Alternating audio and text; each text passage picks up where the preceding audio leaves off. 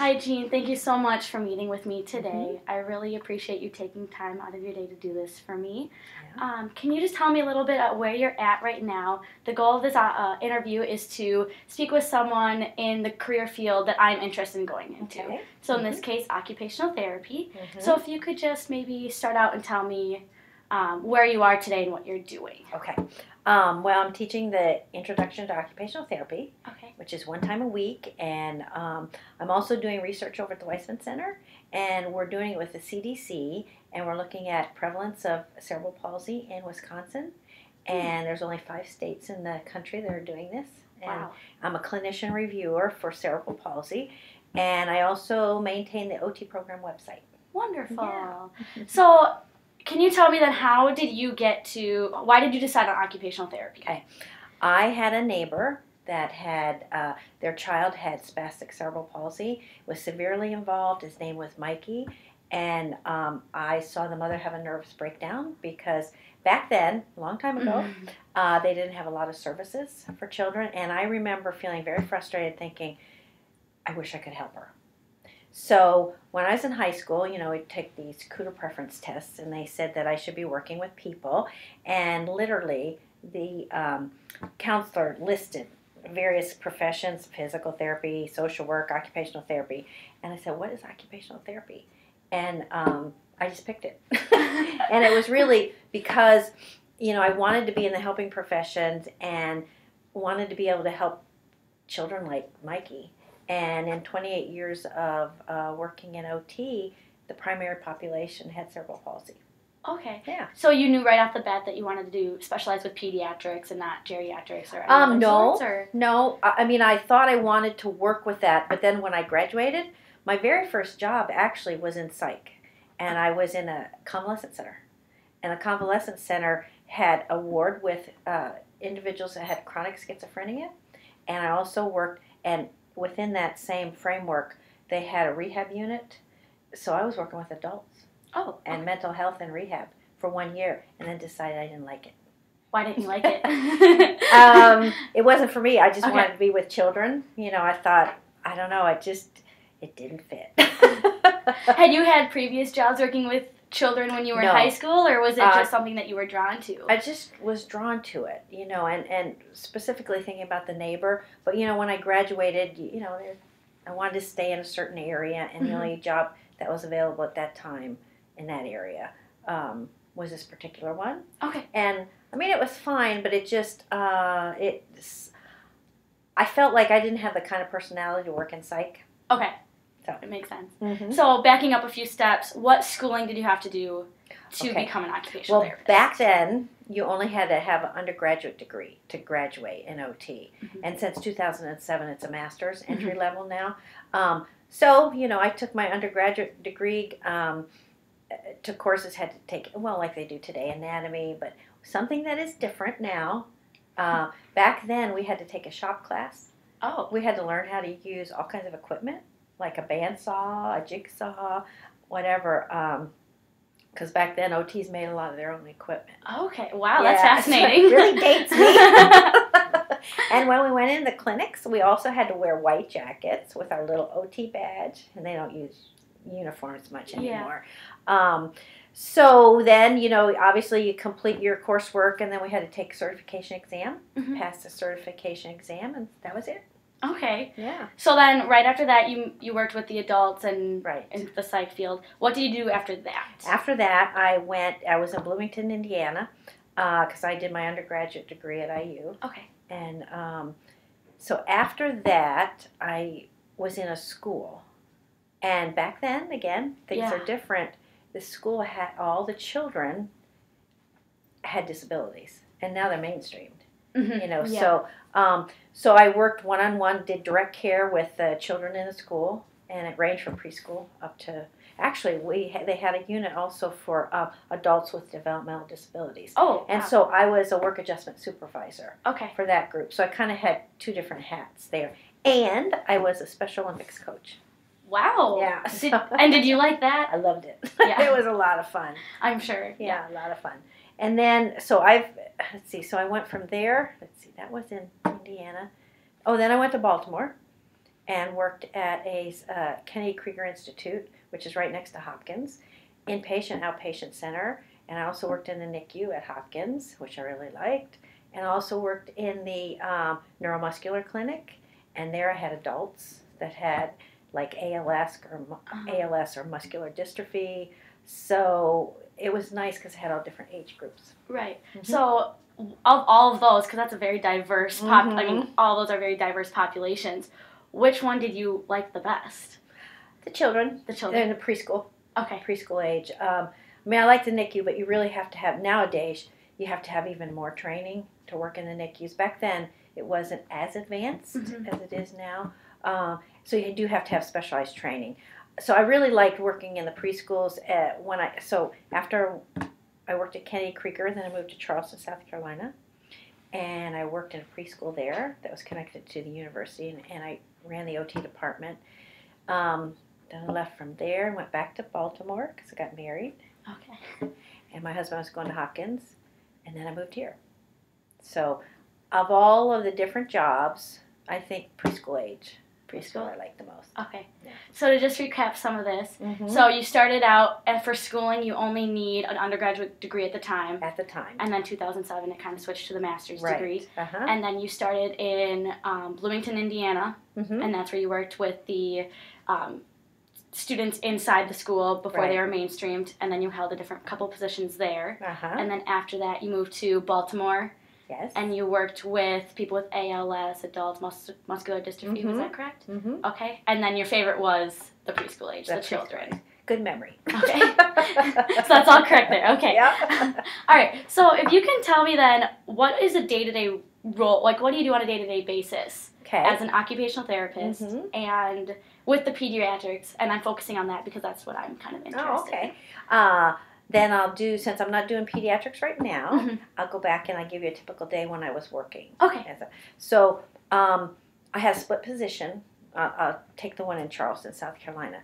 So as head of OT in a developmental center, we had outpatients come in.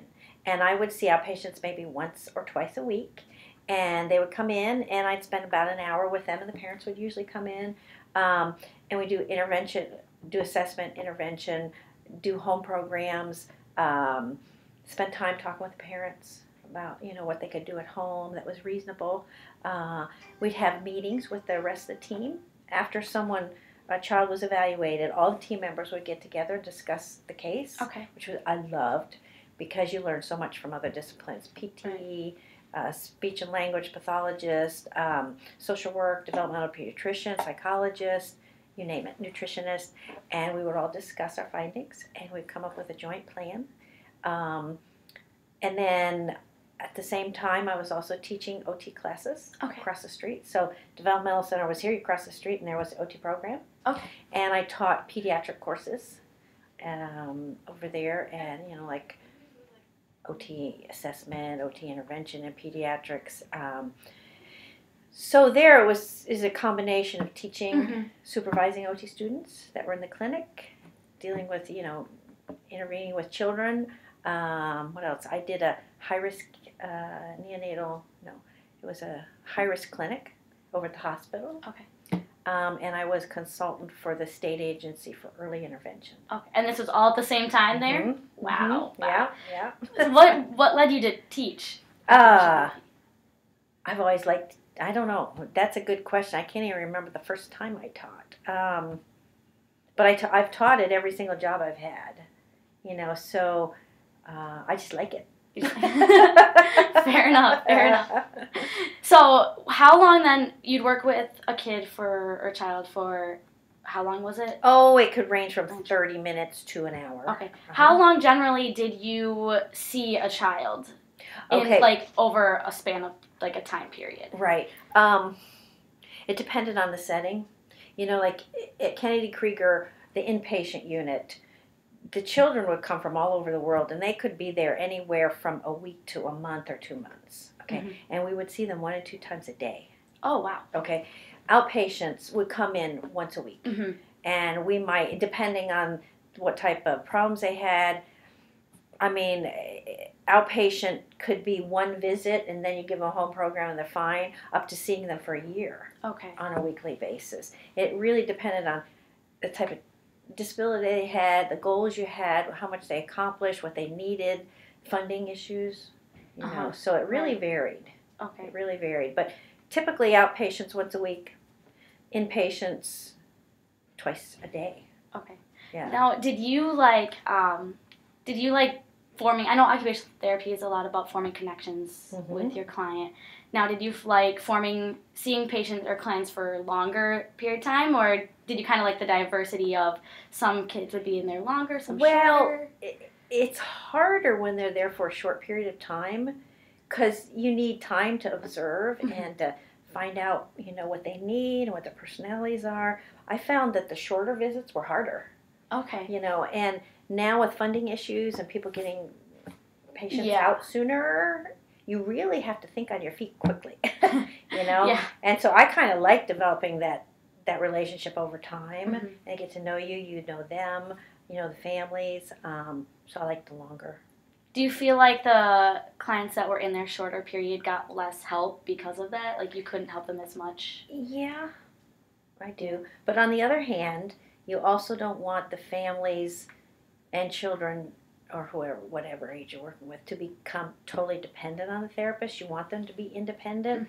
And with the longer stays, you know, there's potential for that problem. That could be a pitfall, you know, but ideally, you want them to work away from you. You know, you want them to be able to handle problems that arise in the home, you know, so that's what your teaching is all about. It's constantly teaching them how you deal with these problems, how do you problem solve, where do you find equipment, what are your good resources in the community, you know, things like that.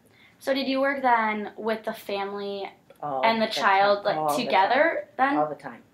Yes, constantly. And I like that, you know, because when you're dealing with kids, you know, the family has to be there because they bring the child to the appointment.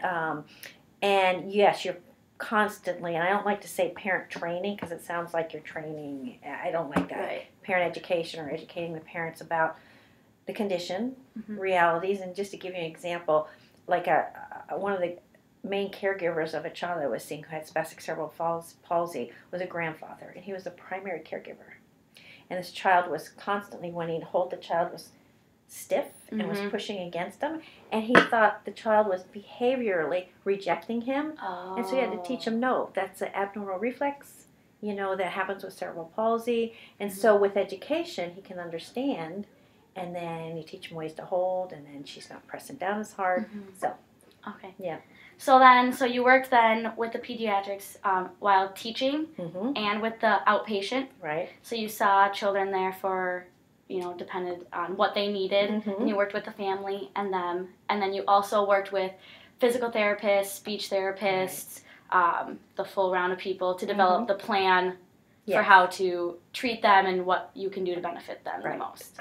Okay. And then you like forming connections with them because you can help them, and not a point where the family becomes reliable on you, but enough where you feel like they're getting the proper care. Okay. So one more question for you is, what are the two most aspects that you find to benefit you the most or most rewarding being an occupational therapist? I think that,